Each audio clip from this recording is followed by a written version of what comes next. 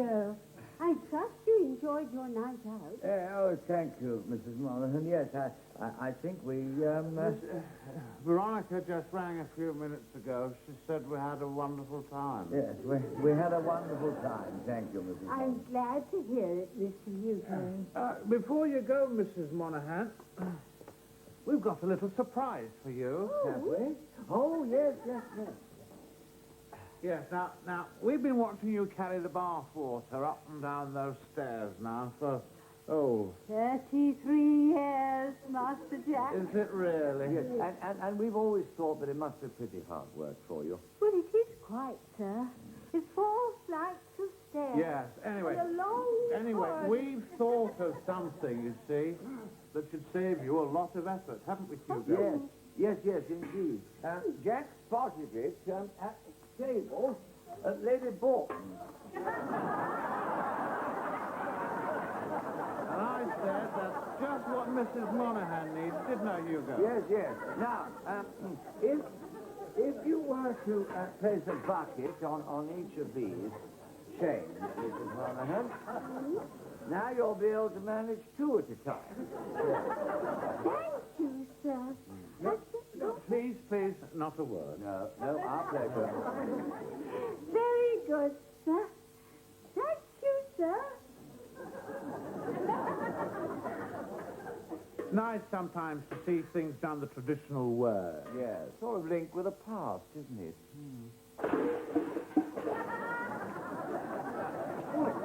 Am I in the right place? I'm Simon. Hello. Yes, of course. Come on in. Sorry to barge in, but I thought I'd better, find out where you wanted me to start. Yeah, well, good thinking. Start? You said I could start work here this morning. Oh, right. Oh, yes. Glad to have you on the team, Simon. Welcome aboard. Thanks. Look, I'm probably a bit, early, so I'll wait outside until you're ready, right? Good idea. Any idea who that was?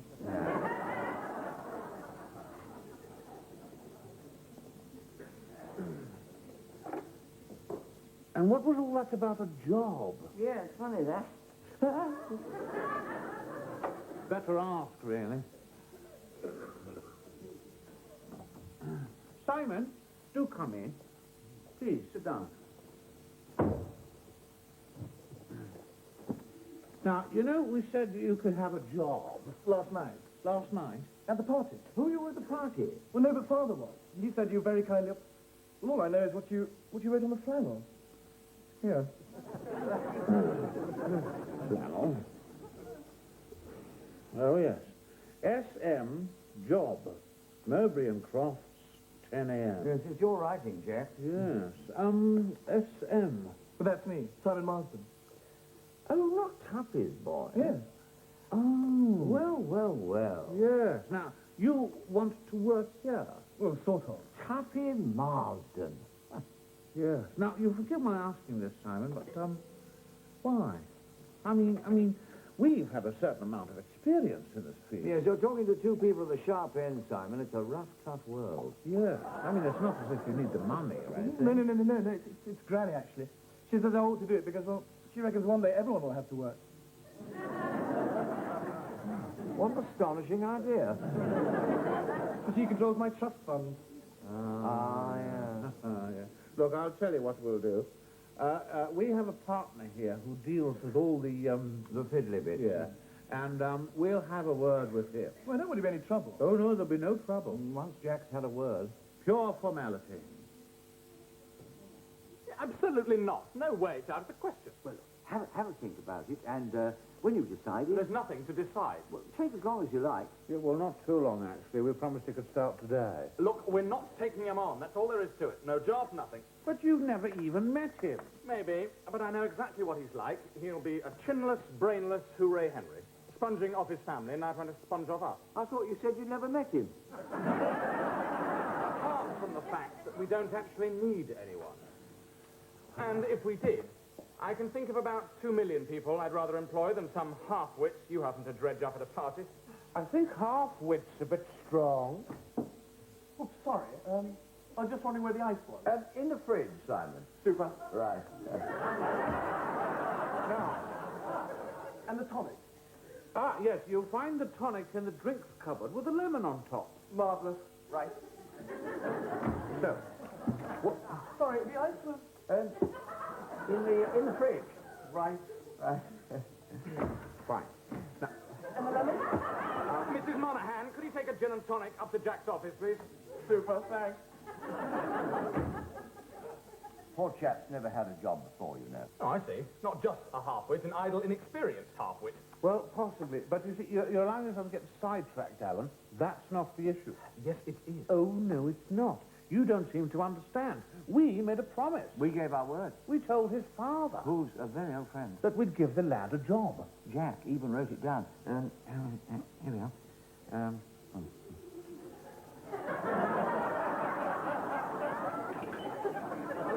I'm sorry, just let me get this straight. You made a promise at a party. Yeah, well, we were very drunk. Hardly knew what we were doing. A drunken promise, written on a faced flannel. Yeah. And on the basis of this, you expect me to hand out a cozy executive position to some chinless freeloader? Now we're getting there. Do you see? It's all a matter of principle. Principle? You talk to me about principle? What about all the promises you make to me? Like the promise to go through the stock sheets by last Friday, and what do I find? But you do see the difference, don't you? No, I don't, actually. He is a friend. Son of a friend, anyway. Yes, and all this is just business. Any sort of job will do. Anything at all. We look after him, show him the ropes and everything. Just you let us know when you'd like him to start. He can't start. He's not going to work here. Alan, have you got something personal against this man? Yeah. Yeah. Oh, one more thing, Penny. I can't seem to find the pound note sign on my typewriter. So it is. Silly me. Yeah, okay. Bye. Oh, Alan. Those two are unbelievable. Who do you think? Jack and Hugo. Ah. They bring in some chinless wonder, tell me they can't quite remember, but they think they've promised him a job, and I'm supposed to sort something out. Well, I'm not standing for it. What did you say? I said I'm not standing for it. No, before that. Well, I said Jack and Hugo have promised someone a job. They promised. Yes. Oh, that's a bit tricky, isn't it? Is it? Well, it does rather change things, Alan. You must see that. Well, no, I don't, actually. And I've no intention of being browbeaten into handing out jobs for the boys. It's a matter of principle. Oh, dear, oh, dear. I think you better come and sit down, Alan. We'll have a bit of a think. Well, there's nothing to think about. Now, did they say what sort of a job they promised?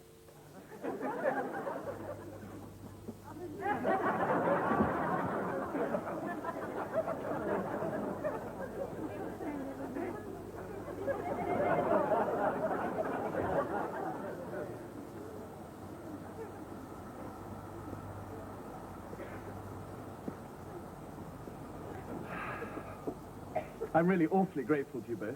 Not at all. Least we could do. What happens next? Well, as soon as Mrs. Monaghan has loaded up the van, she bangs on the side, and off we go with the deliveries. Goodo.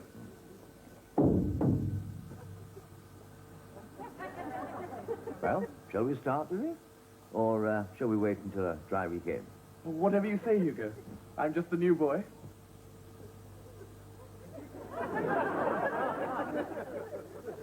Start the engine, Simon.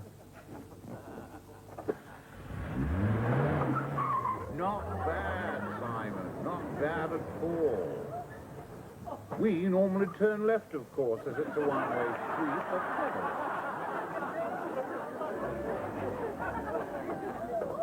Oi! You can't park there!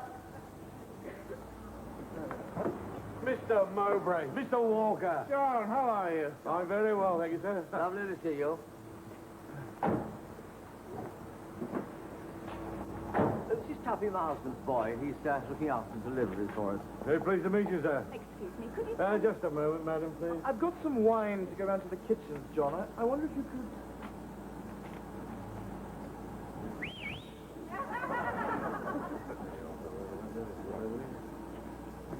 You've got time for a couple of quick ones. Oh, yes, I think so, don't you? What a very pleasant idea. Yes. Take your coat, gentlemen. Thank you. Sir. Thank you, John. We'll be in the main bar. Very good, sir. Seems to be picking it up very quickly.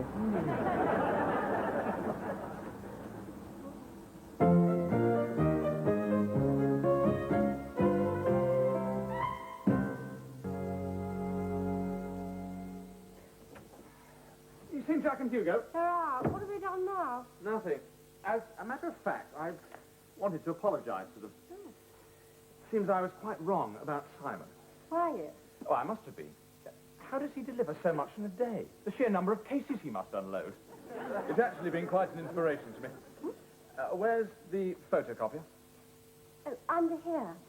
It's only a Laura Ashley second, but once I've arranged the flowers and put a few ornaments on top. Oh. Do you think I could use it? Now? Well, yes. Oh, right. Probably straight enough.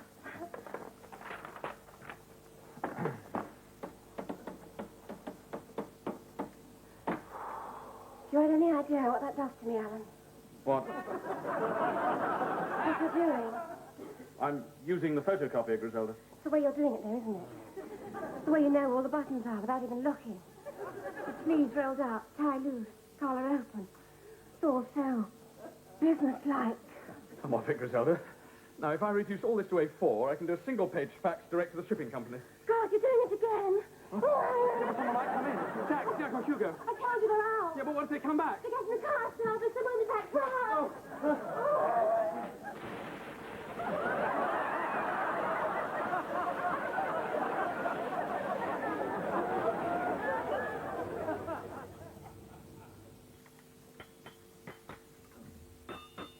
This really is most kind of you, Bee. Not at all.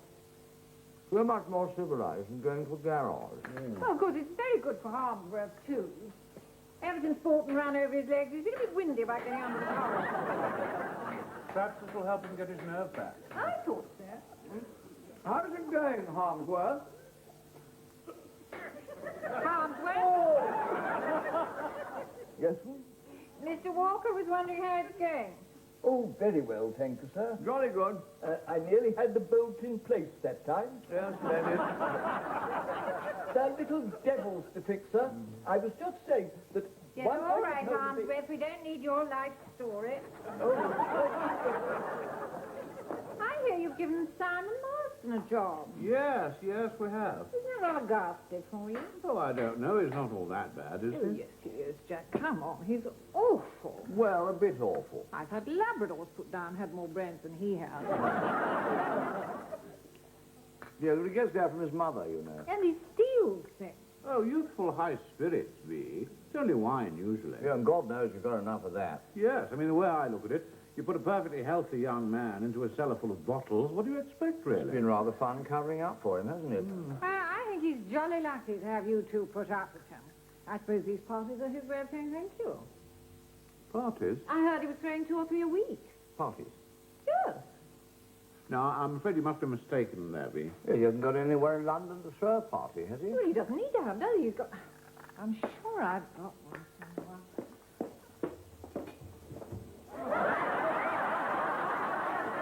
Here we are. Last Thursday. Simon Marsden, at home, the Cellars, Mowbray and Croft. I was a bit miffed you didn't get me an invite, but Annabelle said it was only for the young, so I suppose it... You don't mean he couldn't have. Oh, my God, he didn't invite you, did he? I'm afraid that's the first we've heard of it, Bee. Oh, good God, how low can a man go? Look, never mind. Jack, we must get straight back to the office. Come on. Yes, we must. Look, I know exactly how you feel. I was just the same when a fox got 9 of the bantams. Look, my advice is go straight home. Get out the 12 bore and kill a few animals. Thanks, Bee.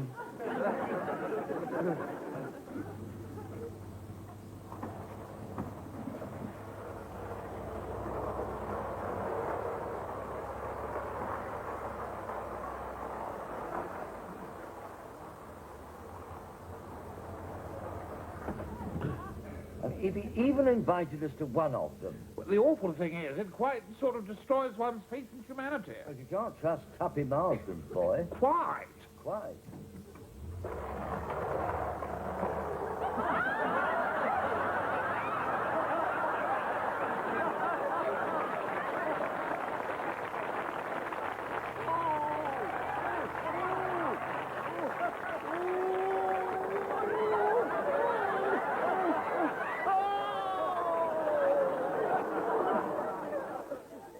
What the hell is he? Alan? Alan? Alan? If you could just run off a few more copies of that, Griselda. Jack, Hugo, what can I do for you? Well, just a word, if we could. It's about Simon. No, before you start, could I just say one thing? You were absolutely right. Were we? The things I said about him are quite unjustified, and I want to apologize, unreservedly. Yes, on the other hand, you did have a point. Yes, and we thought... You see, he may be a little slow on the uptake. Yes, he is, isn't he? Well, and rather thoughtless at times. Ah, well, now, there you are. Yeah, but the fact is he's turned into a first-class van driver, and that's what counts. Oh, I mean, look at these delivery notes. He's getting the stuff out in record time. I'd never have believed it. Well, neither would we. And he's keen, too. That's the other thing. Do you know, he's been staying on to help out in the cellar 2 or 3 evenings a week. I think we should hang on to him as long as possible. Anyway, what can I do for you? Oh, it wasn't anything. No, it's nothing important. Thank you so much.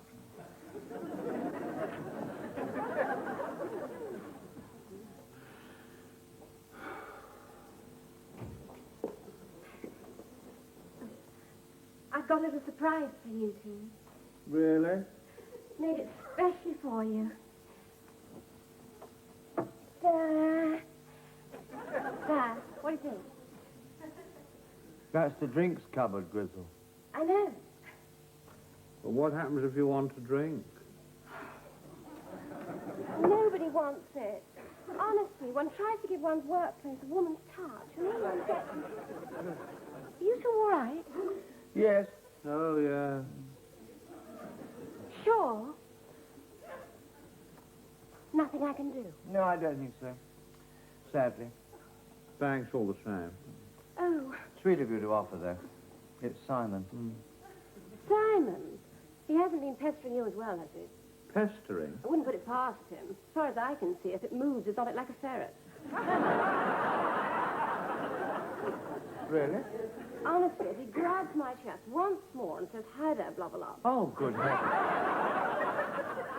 You haven't mentioned this to Alan, have you? Oh, good Lord, no. He'd go for the roof.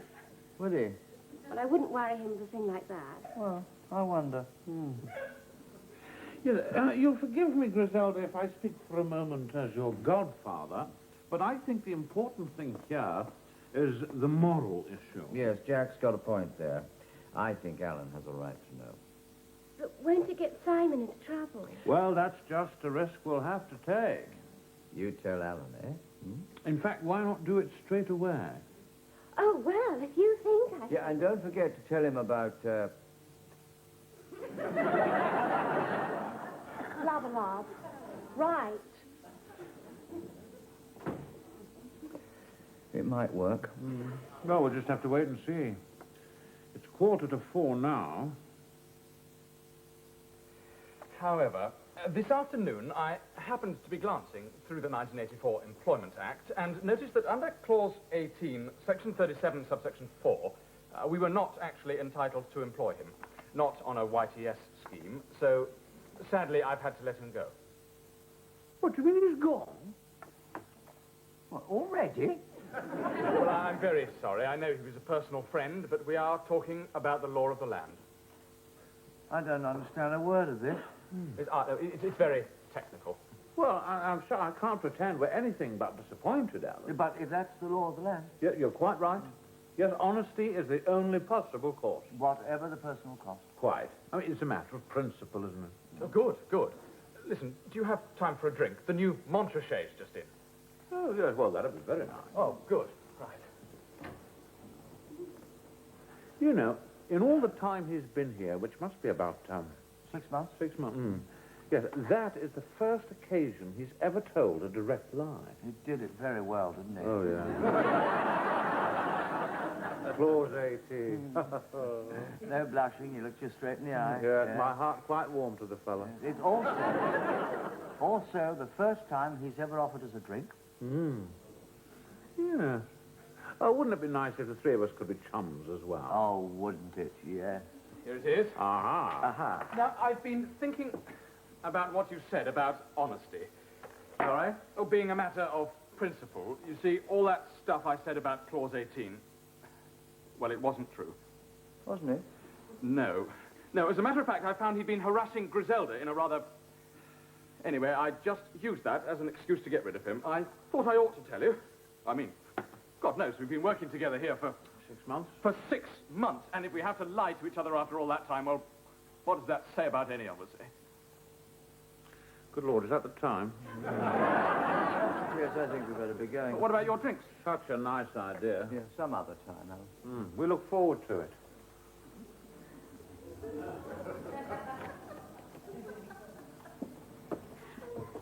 Have you got a moment, Alan? Alan? What did I say? Say. It's to Jack and Hugo. I was talking, you know, really talking to them for the first time, like human beings, like real people. I went to get the wine and suddenly... If you're busy, I'll come back later. No, sorry. What was it? Well, I wondered if you wanted to do some more photocopying. Yes, I would quite. Perhaps I used the wrong glasses.